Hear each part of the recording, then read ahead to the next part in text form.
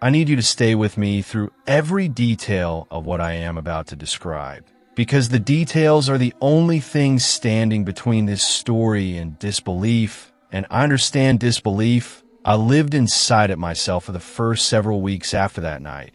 I constructed it carefully, and I furnished it with every rational explanation I could find, and I lived in it the way you live in a house you know is going to be demolished, knowing that eventually the thing you are trying not to know is going to come through the walls. I'm a tracker.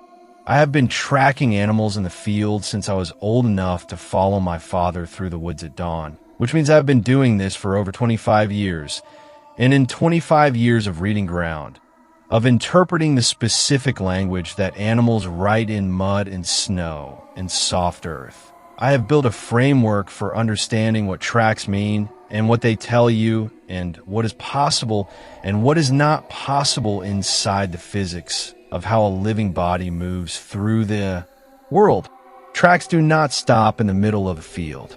A living animal leaves tracks in continuous sequence from the moment it sets foot on trackable ground to the moment it leaves trackable ground. And the sequence does not stop in the middle, does not terminate abruptly in an open field with no cover and no hard ground and nothing that would end the record. Because the record is made by weight on soft earth, and weight does not simply cease to exist in the middle of a field without cause. On a November night, on flat, open farmland in the middle of nowhere, I followed a deer's tracks across a field of frost-softened earth, and the track stopped. Not at a fence, not a road, not at a stream or a rock or any substrate that would not hold an impression. In the middle of the field, in soft earth that would have held every step, the track stopped. The last two prints were there, clear and deep and recent, the frost around them still disturbed. And then nothing. No more prints. In any direction. Nothing for as far as my light could show me and as far as I could walk. The deer was there, and then the deer was not there, and the earth had nothing more to say about it. And I have been asking the earth that question ever since, and the earth will not answer. Let me take you to the beginning of that night. Let me give you the whole thing from the start so you understand the ground I was on and what I know about it and why I'm certain about what I saw. I am 43 years old. I grew up in a hunting family in the rural Midwest, which means I grew up in a culture where the relationship with the land is practical and specific and earned through time in the field rather than through any abstract appreciation of nature. My father tracked. His father tracked. I tracked from the age of 8, and I have never stopped. I have trained formally as well as practically. I have attended tracking and field craft courses. I have studied animal behavior at the level that serious hunters study it. I have spent enough consecutive hours in the field over 25 years that the reading of ground has become something that my brain does automatically, the way a fluent reader reads. Not decoding, but recognizing. I see tracks, and I know what made them and how long ago and what the animal was doing. This is not a skill I am uncertain about. This is a skill I have spent 25 years making certain. The property I am on is farmland that belongs to a family I have known for 15 years, who have given me regular access for hunting and scouting, a flat agricultural landscape in the central part of the state where the fields are large and the treelines are distant, and on a clear night you can see a long way in every direction across the open ground. The field I am in on this particular night is a harvested cornfield. The stalks cut to about 6 inches above ground. The soil between the stubble tilled and then frozen at the surface by the first hard frost in November, which arrived 3 days before this night, and which has left the top inch of soil in the specific condition that trackers love, soft enough to take a clear impression, frozen enough to hold it without distortion. The frost crystals around fresh tracks, still disturbed in a way that tells you the track is recent. Perfect tracking conditions. The kind of conditions where you can read the ground like a page. I am out at 10 p.m. because I have been watching a specific deer, a mature buck, whose sign I've been finding on this property for 6 weeks. His rubs on the trilene timber, his scrapes along the field edges, his tracks in the soft ground of the creek bottom on the east side of the property. I know this deer's track.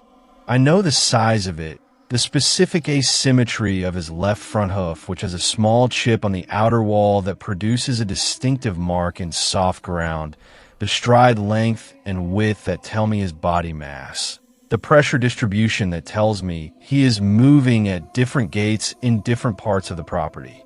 I know this deer's track the way a handwriting analyst knows a specific person's handwriting.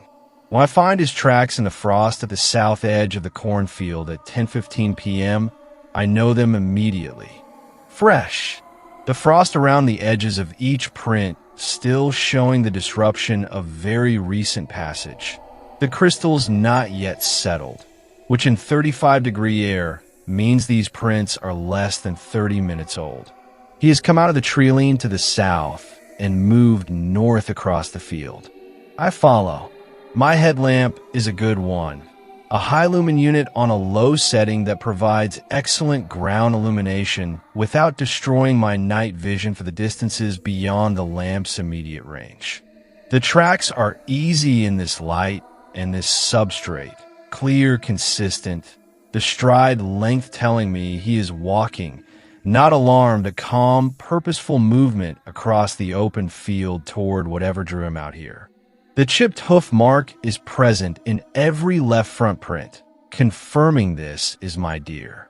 I follow north across the field, bent low, the lamp angled to maximize shadow and reveal the relief of each impression. The field is flat and open in every direction. The nearest trilene is to the east, perhaps 400 yards. To the west, nothing but the field and then a road. To the north, more field for at least half a mile before the next hedgerow. The sky is clear and moonless, and the stars are enough to show me the open ground in every direction without my lamp. I am completely alone out here.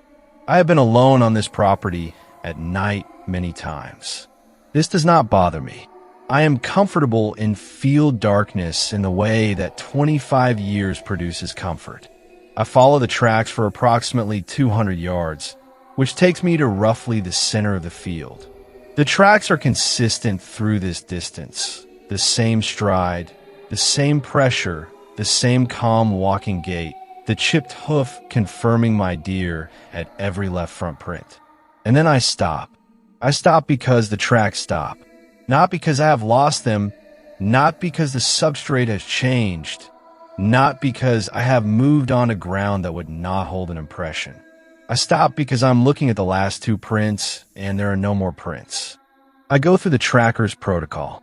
This is not panic. This is method. When you lose a track, you execute a specific procedure before you draw any conclusions, and I execute it now. I stand at the last print and I look outward in a full circle, looking for where the trail resumes, looking for the possibility that the animal changed direction sharply and I have overshot the turn. I see nothing in any direction within my lamp's range. I extend my search. I walk a circle around the last print at a radius of 15 feet, looking for any impression in the frost. Nothing. I extend to 30 feet. Nothing.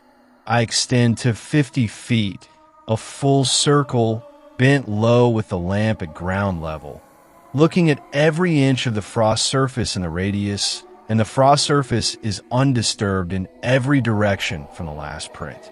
I stand at 50 feet, and I look at the undisturbed frost around me, and I look at the 2 final prints at the center of my circle, and I feel something shift in my framework.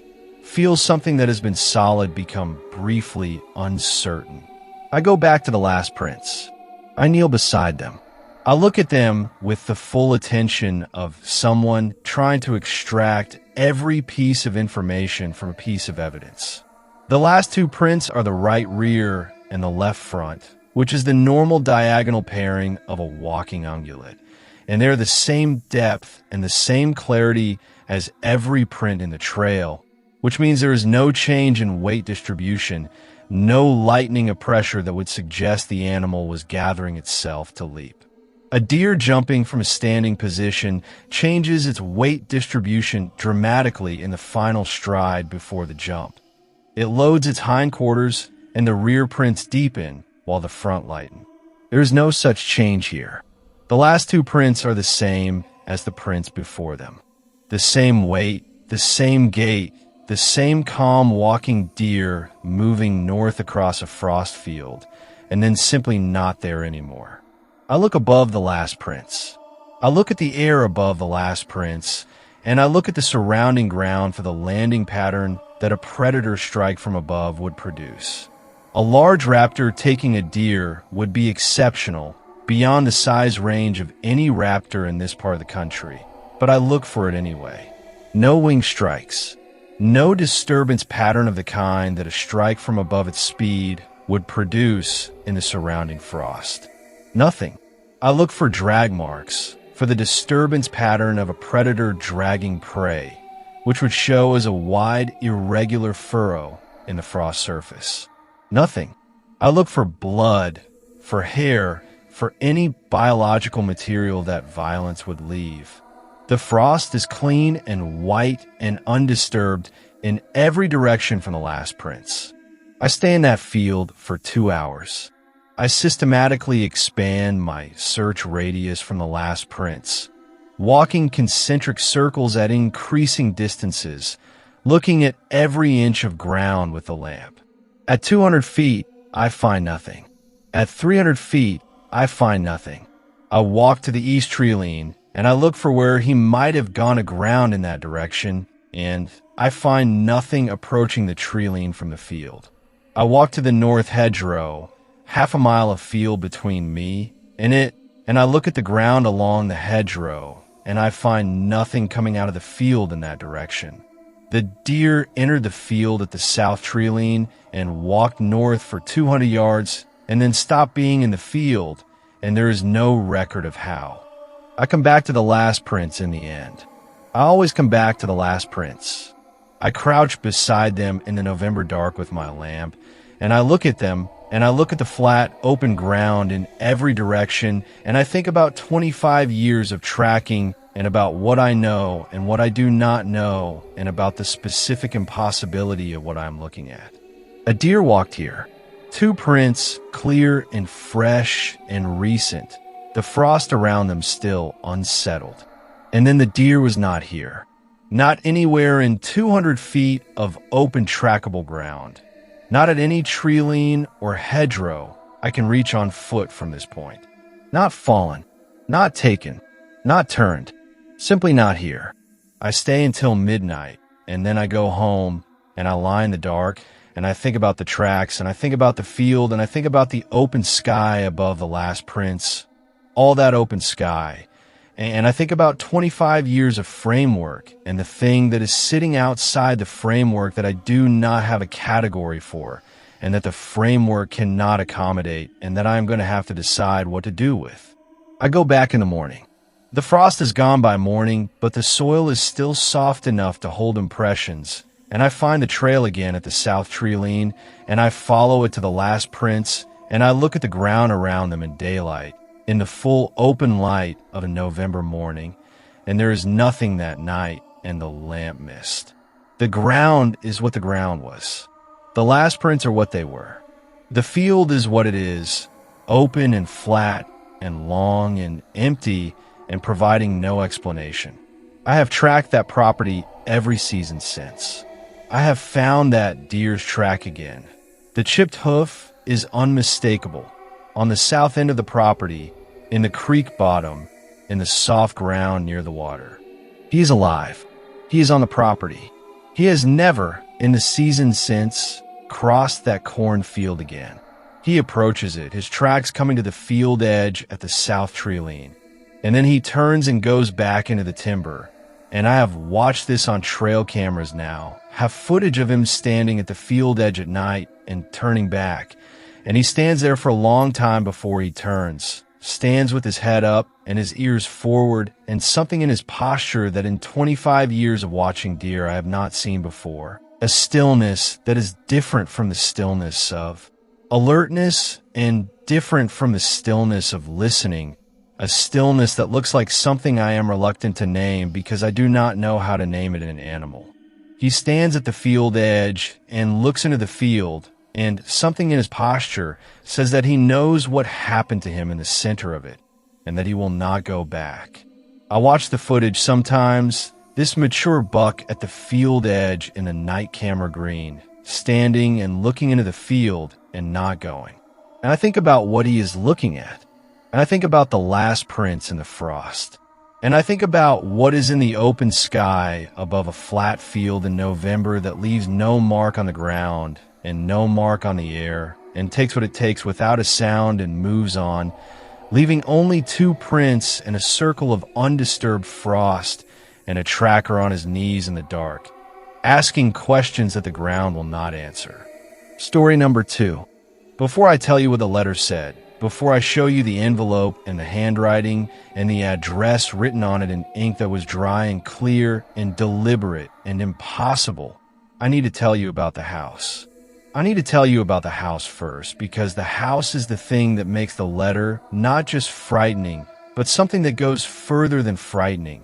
Something that sits in the register of experience where the frameworks we use for understanding the world stop being adequate, and we are left standing with something in our hands that the world, as we have understood it, should not have been able to produce. The house burned in 1987. I was 6 years old. I remember the fire in the way that 6-year-olds remember catastrophic events. Not in continuous narrative, but in specific images that have the saturated quality of things that burn themselves into memory under extreme conditions. The smell of it, the specific orange of the flames through my parents' bedroom window as they got me out. The sound of the structure, which I did not have a word for at 6, but which I have since identified as the sound of a house giving way, the deep interior cracking of a thing being consumed from inside. The house burned, and it was gone, and the lot was cleared and a different house was built on it. A house that has been lived in by other family for the 37 years since, a house that has none of the features of the house that burned, that shares only the address with my childhood home. The address and the specific number on the street is the only thing that persists from the house I lived in until I was 6 years old. The street number and the street name. Those persist. Everything else was taken by the fire in 1987, and something sent me a letter there. Something sent me a letter to that address, to my name at that address, 37 years after the house burned. And the letter arrived, and the people who live there now forwarded it to me. And I held it in my hands, and I read it, and I have not been able to put it down since in the sense that matters. I am 43 years old.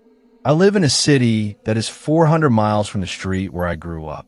I have not lived in that town since my family left it the year after the fire, the year my father got the transfer, and my mother said she could not stay near the lot where the house had been, and we went. I went back once for a high school reunion, briefly, and I drove past the lot and saw the other house, and I did not stop. I have not been back since. I have no living relatives in that town, no subscriptions or accounts or registrations that use that address, no presence in any record that I know of that associates my name with that street number and street name.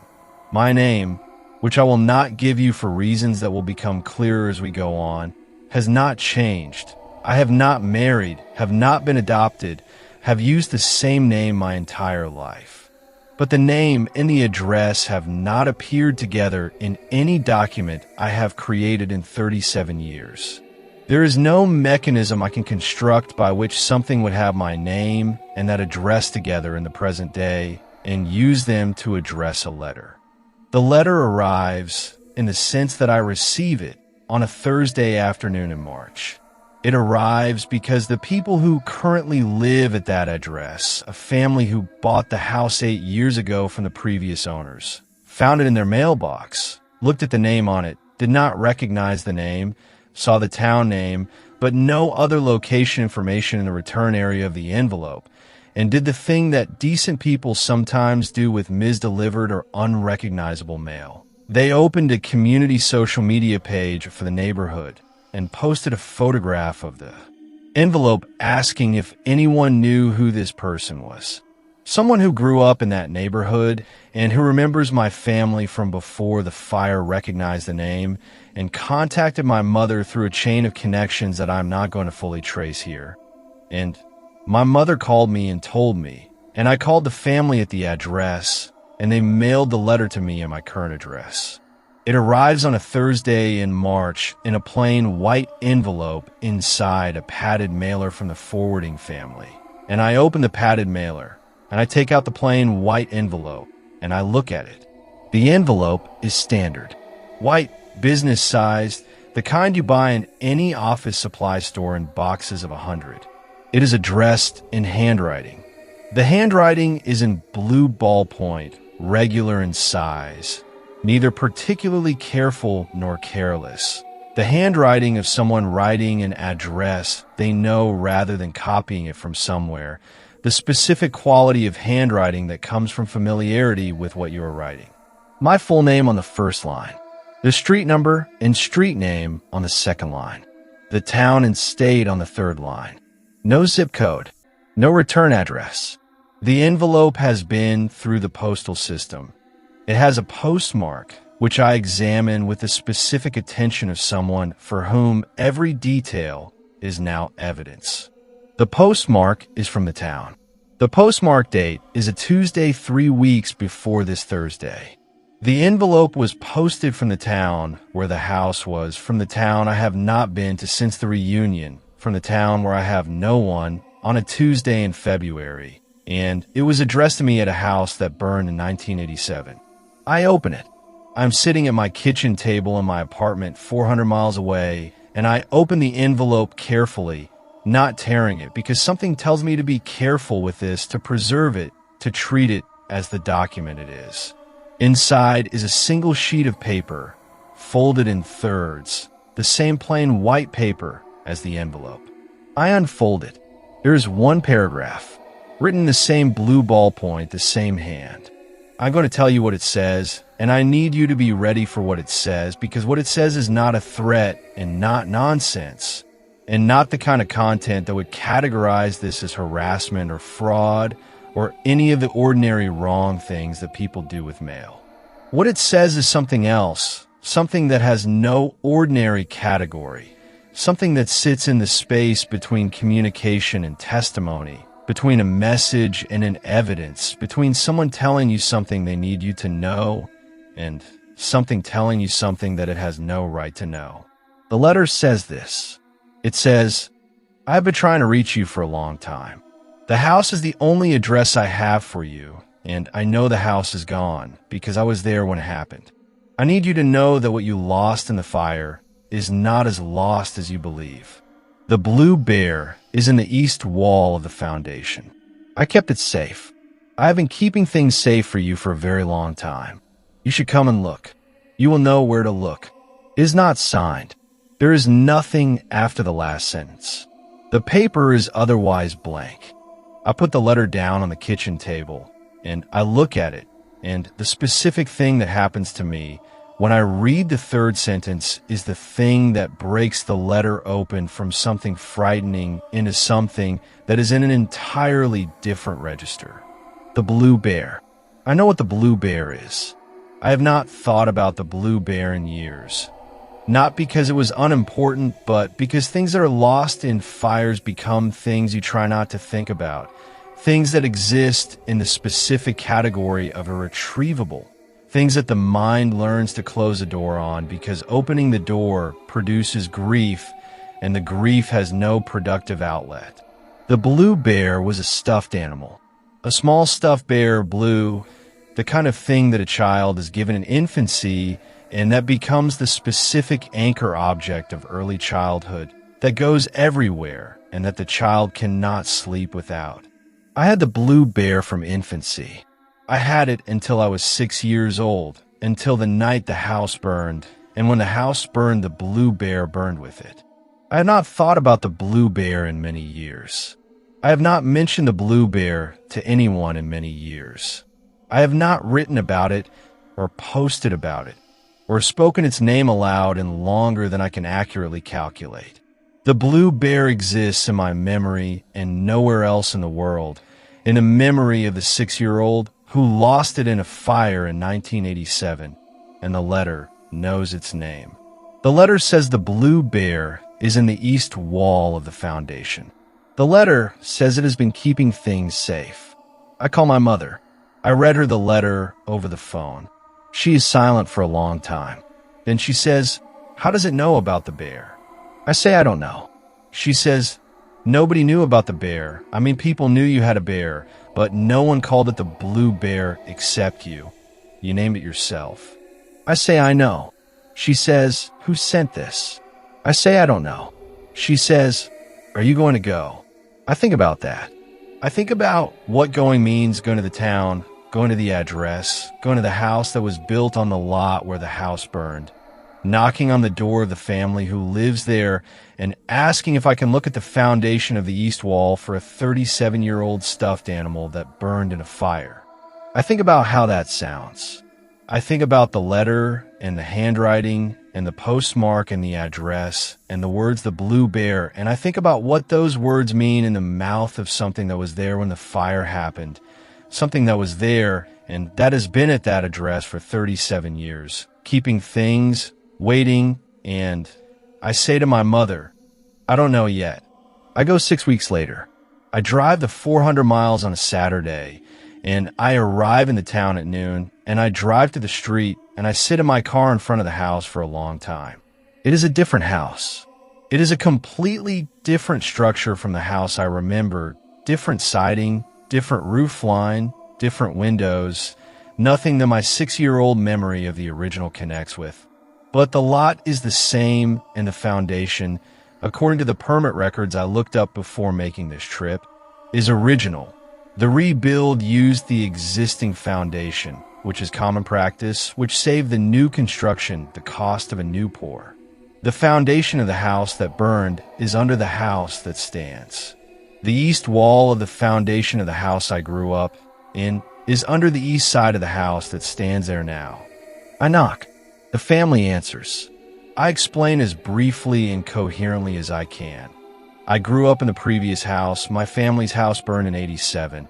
I have received a strange letter that mentions something about the east foundation wall. I know this is an unusual request. I apologize for the intrusion. I wonder if I could see the basement. They are, bless them, the kind of people who say yes to unusual requests from strangers who explain themselves decently. And they say yes, and the husband takes me down to the basement, and I look at the east foundation wall. The wall is concrete block, original pour, unfinished in the way that old foundations are unfinished. In the lower section of the east wall, near the floor, there is one block that is mortared differently from the others. The mortar around it is newer, the color slightly lighter, the texture slightly different. I know what I'm looking at. I look at the husband and I say, "Is it all right if I take out this block?" He looks at it and he shrugs and he says it looks like it was already taken out and put back. I take out the block.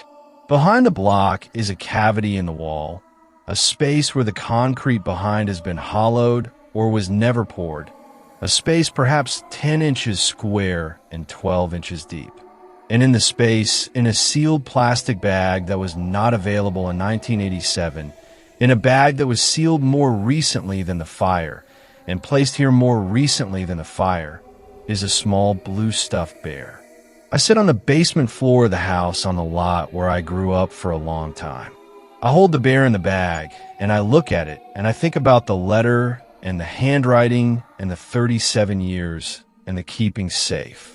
I think about something that was there when the fire happened, that has been at that address since the fire, that watched the house burn and then watched the new house go up on the old foundation, and that at some point, I do not know, when I do not know how, I do not know under what circumstances, put this in the wall in a sealed bag that did not exist in 1987 and mortared the block back and waited.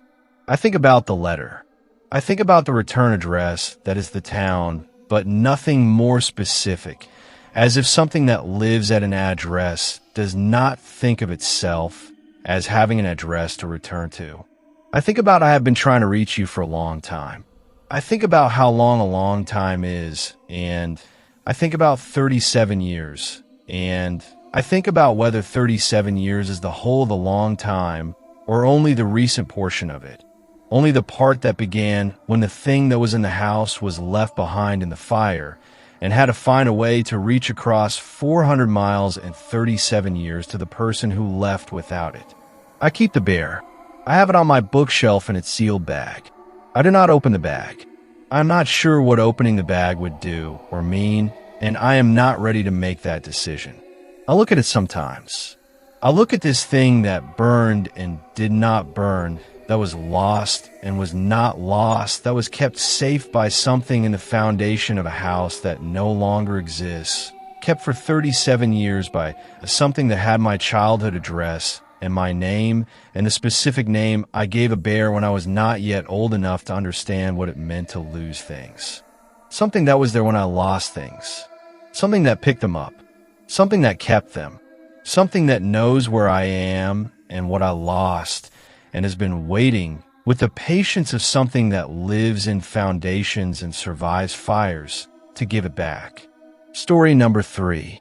I want you to be in the water with me before I tell you what was underneath it.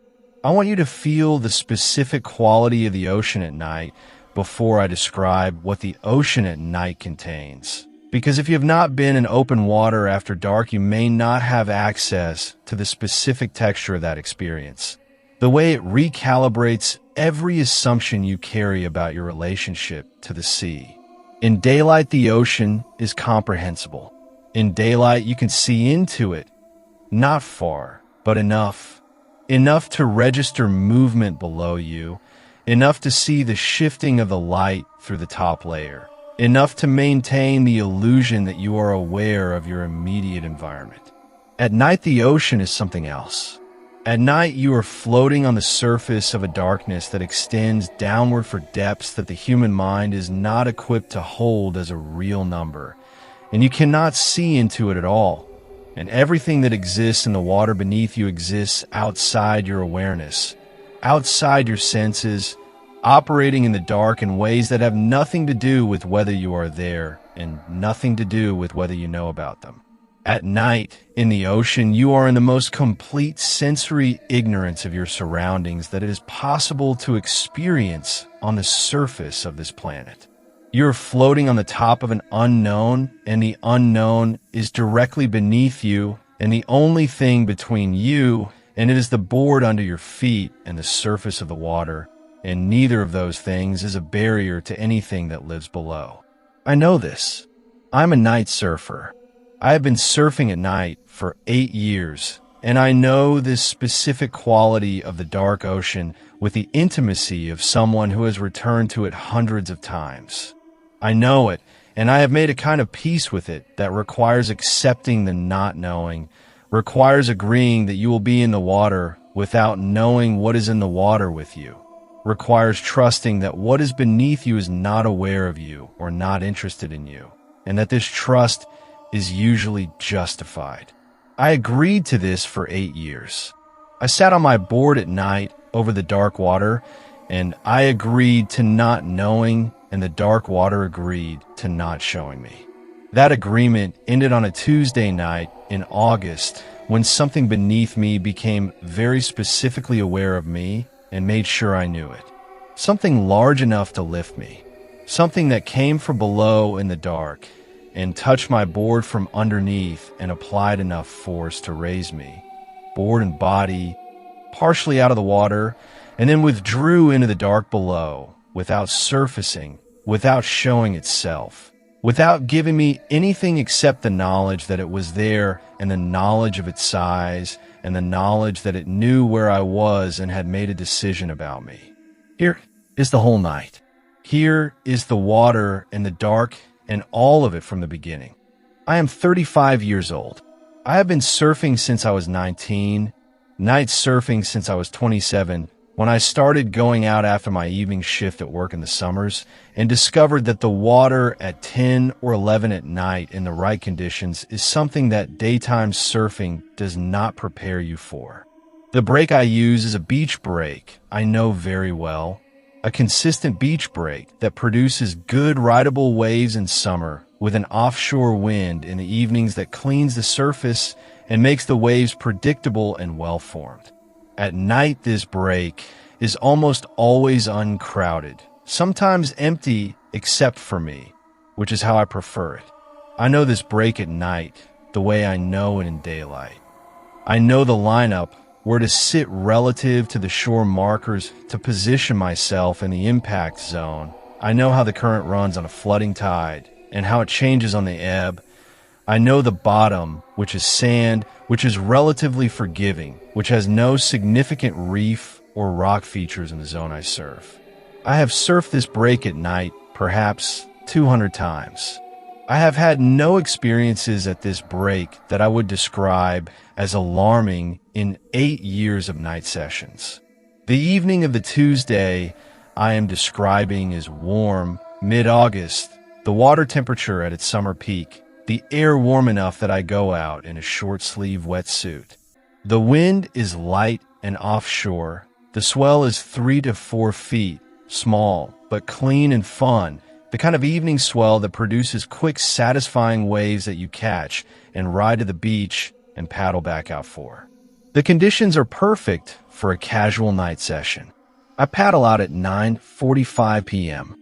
The sky is clear, the moon is a thin crescent providing minimal light, and the surface of the water is dark and slightly phosphorescent, which happens in warm summer water when the plankton bloom is present.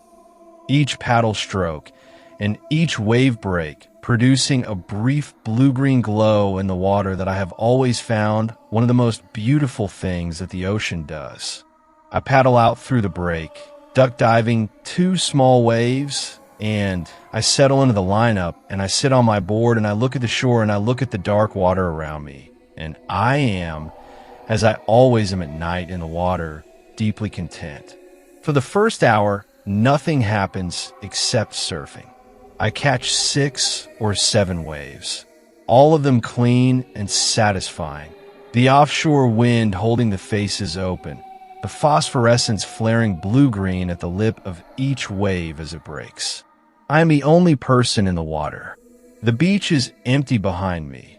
The parking lot at the top of the beach access path has 2 other cars in it, but their owners are not visible on the beach. It is a Tuesday night in the middle of August, and the beach is mine, and the water is mine, and the night is warm, and the waves are good, and I am where I want to be. At approximately 11 p.m., I am sitting in the lineup in the flat between sets, lying chest down on my board, paddling gently to maintain position against the slight current, and I become aware of something in the water below me. Not visually.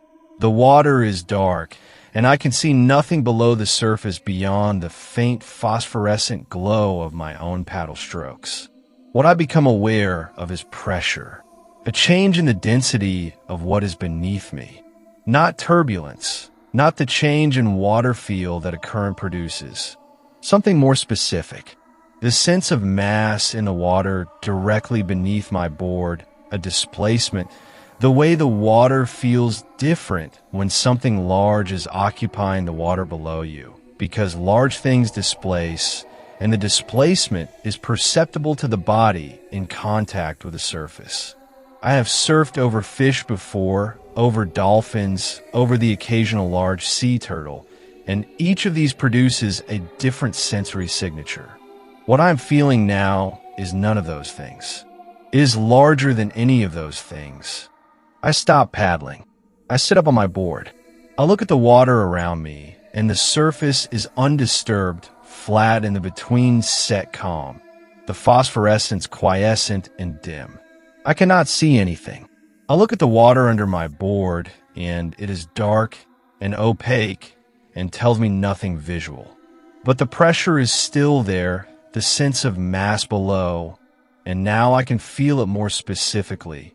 It is moving, slowly, very slowly, a circular movement beneath me, a wide, slow orbit, too large and too deliberate to be a current pattern. Something is circling below my board. Something large enough that its movement at depth is detectable to me on the surface is circling slowly below me in the dark. I do not panic. I want to be honest about this because panic would be understandable, and I did not panic. And the reason I did not panic is that panic in the ocean at night is dangerous in a way that is separate from whatever prompted the panic. And 9 years of water experience has hardwired a specific response to alarming situations in the water that suppresses panic and produces instead a heightened analytical calm, a cold clarity that is not the absence of fear, but is fear managed into usefulness. I assess. I look at the shore. The shore is approximately 60 yards away, which at my paddling pace is roughly 45 seconds in calm water.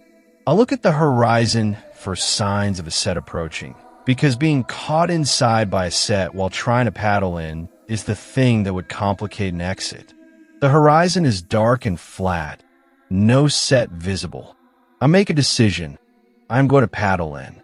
I'm going to do it calmly and efficiently and without the frantic splashing of panic, because I know enough about the ocean to know that frantic splashing in dark water is the last presentation you want to make. I turn the board towards shore, and then it comes up, not breaching, not the explosive eruption of a large marine animal coming to the surface. Nothing that dramatic. A lifting, a slow, enormous lifting from below. I feel the board rise from the water, feel the hull of it leave the surface, feel the air between the board and the water below it where there was not air before. I am lifted, not thrown, not launched, not struck, lifted with a specific quality as something very large ascending beneath me and the board resting on top of it, and me resting on top of the board and all of us rising together until I am perhaps 6 to 8 inches above where the surface was and the board is no longer in contact with the water. I am in this position for what I estimate as 2 to 3 seconds. 2 to 3 seconds of being held above the surface of the ocean at night by something I cannot see that is directly below me.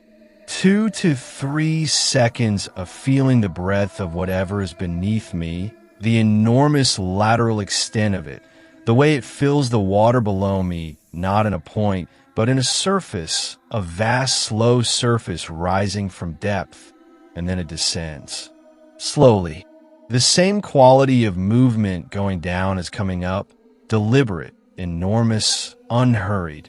The board settles back to the water. The water's surface resettles around me. The phosphorescence flares briefly, blue-green, in the disturbance of the resettlement. I paddled to shore in about 30 seconds. I do not recall making the decision to paddle. I recall being on the board above the water, and then I recall the board hitting the sand at the shore and me standing in ankle-deep water looking back at the lineup. The lineup is dark and undisturbed. No surface break, no fin, no walk. The water where I was is dark and flat and shows me nothing. Whatever came up from below went back below, and the ocean closed over it. And the ocean is telling me nothing except that it is dark and deep and contains things that I will not see again unless they choose to show themselves. I do not go back out that night. I go my car. I sit in my car and I look at the ocean from the parking lot for a long time. I think about the size of it. The lifting was not the lifting of a dolphin or a large fish or any animal I have encountered in 9 years of water time. I have been near dolphins and felt their movement in the water, and I know what that feels like. I have been near whale activity. I have been in the water when humpbacks were sounding in the distance, and I know the water pressure change that a large whale produces. This was different. This was below the board for the entire time before the lift. This was orbiting slowly at depth. This was lifting me from below with the specific quality of something very large ascending. Not fast, not predatory in the lunge and strike sense, something deliberate and slow and almost gentle in the mechanics of it, which is in some ways the most disturbing quality of all. Something that large moving, that slowly and that deliberately is not a panicked animal and is not a random collision and is not any of the accidental encounters that produce unexpected contact between marine life and surfers. Something came up under me with intention. Something came up and held me for 2 seconds and then went back down. And I have been trying to understand the intention of that for every day since, and I cannot. I have surfed since that night. Different breaks, different beaches, longer distances from where this happened. I have surfed in daylight primarily. I have done 3-night sessions since, all of them at a different beach, all of them with other surfers in the water, and I have not sat in the lineup alone at night since August, and I do not intend to. Not because I have given up night surfing, I have not, but because I understand the agreement differently now. The agreement that you make when you go into the ocean at night, the agreement to not know.